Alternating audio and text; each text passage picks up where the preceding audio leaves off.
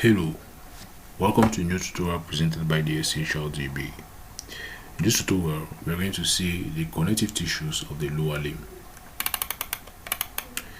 Now, with the connective tissue of the lower limb, we need to place the connective tissue to the highest degree. So now we have all these connective tissues of the lower limb. So I'm going to start with the connective tissues of the level connecting between the ilium and the sacrum. So anteriorly, we have this connective tissue. This connective tissue is going to be called anterior sacroiliac ligament because connect the sacrum and the ilium.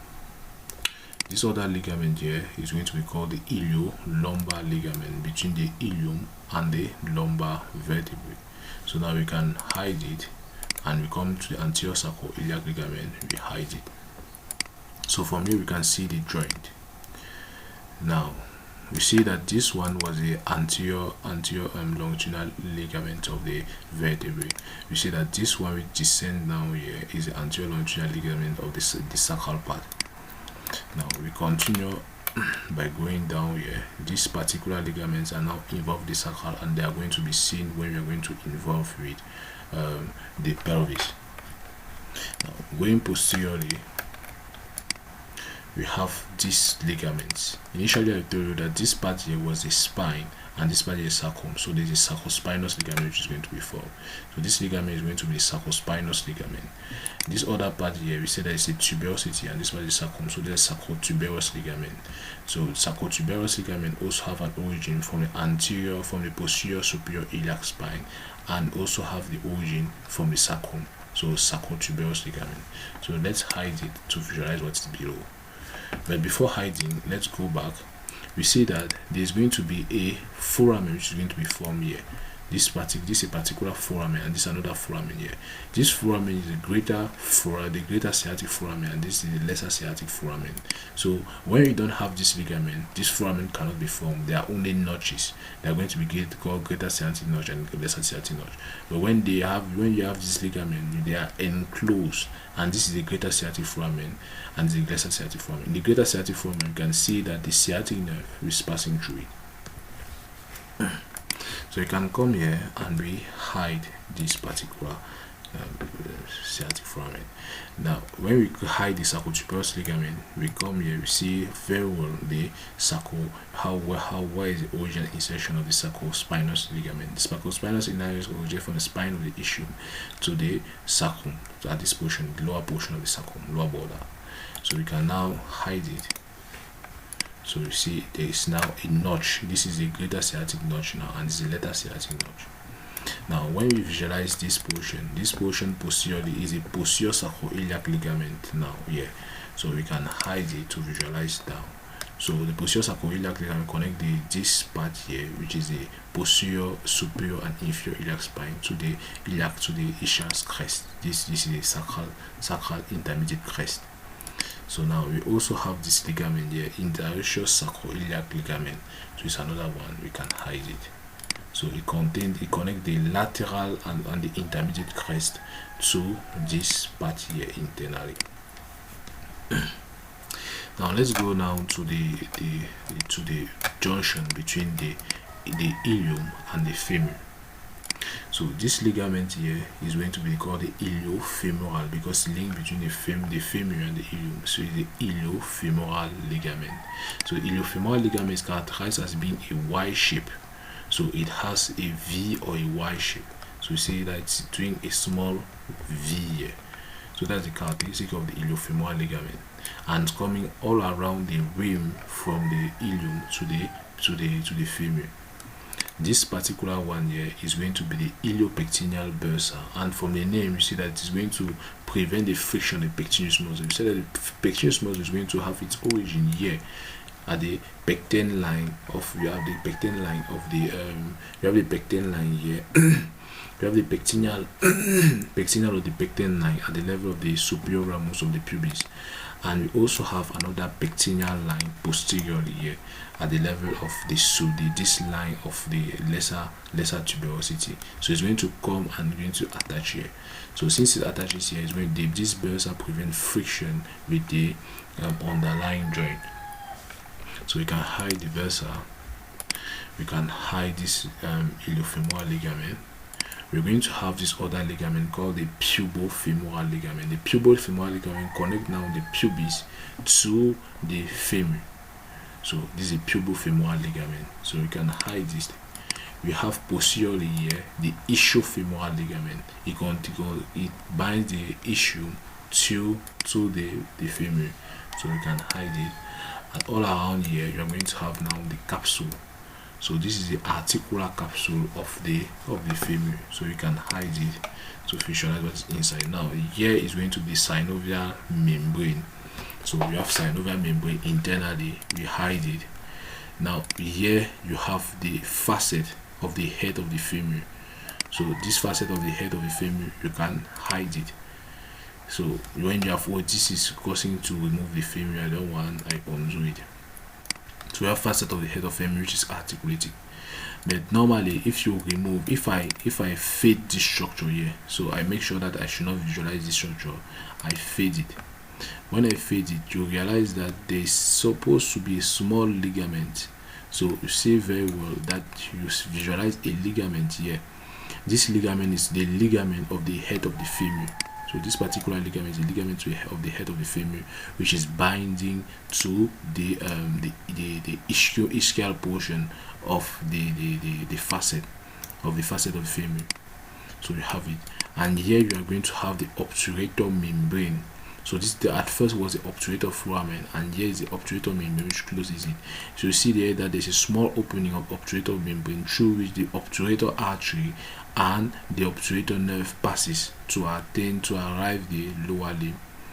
So you have it. Now this bursa here is the trochanteric bursa of the gluteus maximus.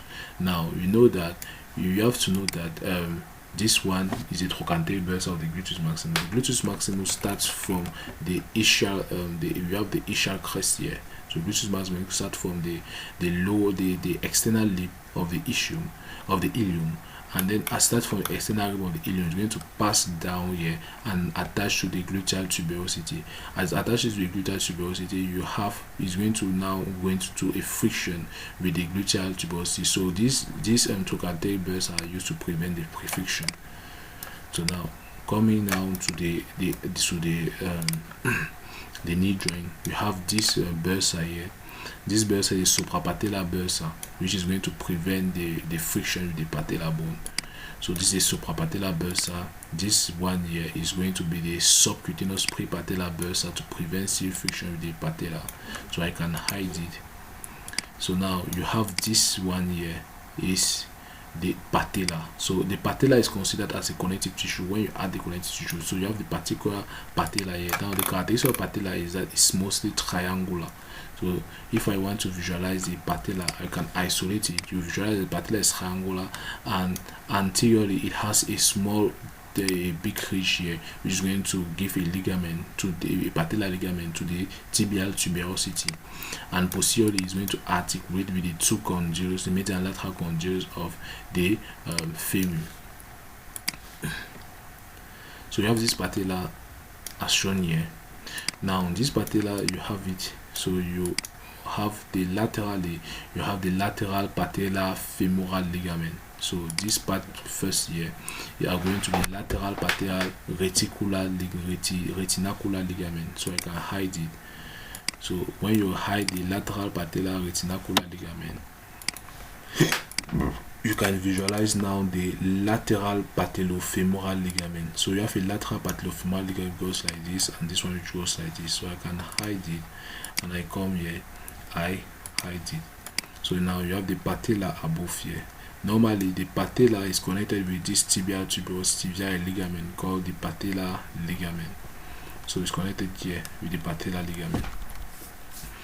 Now the next thing is to remove all the bursae. This bursa here is called the subcutaneous infrapatellar bursa. This one here is the deep infrapatellar bursa. This is supra infrapatellar bursa. Now this one here is a ligament, anterior lateral ligament of the knee. You can hide it. This is the anterior lateral ligament of the knee. This one here is the fibula collateral ligament. So this one is a fibula collateral ligament, and there's a corresponding one on the other side, which is the tibial collateral ligament, so I can hide it. So with the tibial collateral ligament, you have this bursa, the anserine bursa. So you have this, I can hide. I come on the other side, tibial and fibular collateral ligament, I hide it. So you find again yourself posteriorly. On the posterior aspect, you have this ligament. This is the oblique popliteal ligament, so you can hide it. So you have this one here is the arcuate popliteal ligament, I can hide it. This one here is the posterior meningofemoral ligament, I hide it. Now you are going to present yourself with the articular capsule of the knee, I hide it. So now you have this other one, which are the synovial membrane, I hide it. So now we are going to have this facet. Now what is important for me here is that I want you to visualize these two ligaments. These ligaments are called the cruciate ligament, anterior and posterior cruciate ligament. The posterior cruciate ligaments originate from here. The posterior for the posterior intercondylar from the posterior intercondylar fossa of the tibia to the intercondylar fossa of the femur. So it originates from here. Why this other one originate anteriorly from the anterior intercondylar fossa of the tibia to posteriorly here. This was the cruciate ligament I want you to visualize. Now with this, you can also visualize this, the medial subcutaneous bursa and this other subcutaneous bursa. This one are the lateral and the medial meniscus. So these are the other ones which are also involved with in order to make sure that the crushing between the femur and the tibia should be make sure to be very hard. You need to know that the femur and the tibia, the leg, are the ones which are supporting the whole body. So these should not make friction with each other, else you are going to suffer some consequences in later periods. So this crushing is provided by the meniscus. The meniscus is going to be the medial meniscus and the lateral meniscus, and they are placed in rigid order by the cruciate ligament. So we can have again all these bursa. This particular bursa here is called the iliotibial bursa. So we see that there's a the iliotibial tract somewhere here. Now after seeing the bursas, you need to know that there exists the interosseous membrane somewhere here. So this is the interosseous membrane between the tibia and the fibula. So there is the interosseous membrane here. After having the interosseous membrane, we now come to this part.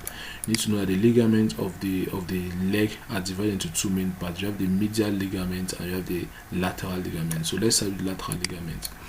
So the first ligament which connects between the tibia and the fibula is going to be called the tibiofibular ligament, but this has a special name called the retinacular ligament, as in the flexor retinaculum, as we have seen in the upper limb. So this is a retinacular ligament which is going to form a retinaculum above. You can hide it. You have this ligament here which is called the extensor retinaculum. So at the extensor part, you have the extensor retinaculum. So you can hide it. This one are the different sheet of the muscles which are going to enter the lower limb. This sheet will correspond to the tendinous sheet of extensor digitorum. This one is going to correspond to the tendinous sheet of the extensor hallucis longus. This one is going to correspond to the tendinous sheet of tibialis anterior and all that. This one is going to correspond to the superior fibular retinacular. Now we have this connection, anterior tibiofemoral ligament here. We have anterior tibiofibular ligament at this portion, and at this portion you have here the patellofemoral. So you need to know that on the lateral side we have first between the connection between the tibia and the fibula called the anterior tibiofibular.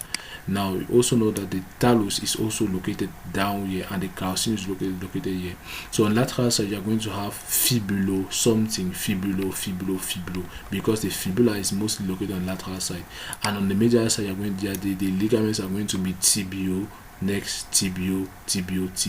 So from there you can realize that the lateral ligament are going to, here you see that it's going to connect the fibula, which on the lateral side, to the calcaneus. So it's going to be the fibulo calcaneal ligament. Now it has a special name here, the fibula retinacular, because it's going to entangle these two muscles here. This muscle here is going to be the common tendinous sheet of the fibularis tertius and the fibularis brevis. So we have this muscle here. After that, we also have this ligament here, which is the the talofibular ligament. This is also the the tibiofibular ligament.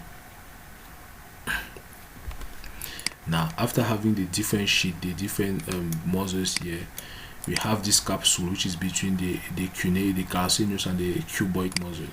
Now let's see on the medial aspect. On the medial aspect, we have this one instead, which is between the tibia and the calcaneus, called the talotibial ligament. Now, since it encloses this particular sheet of muscle here, then we are going to say this is a transverse septum of the membrane, septum of the leg. So I can hide it. So we are going to have this sheet of muscle here. This sheet of muscle are the sheet of the flexor digitorum. So since there is a sheet of this is covering the sheet of the flexor digitorum, it is a retinacular. It's a flexor retinacular. Here we had an extensor retinacular because it was for extensor muscle, and now here we have a flexor retinacular.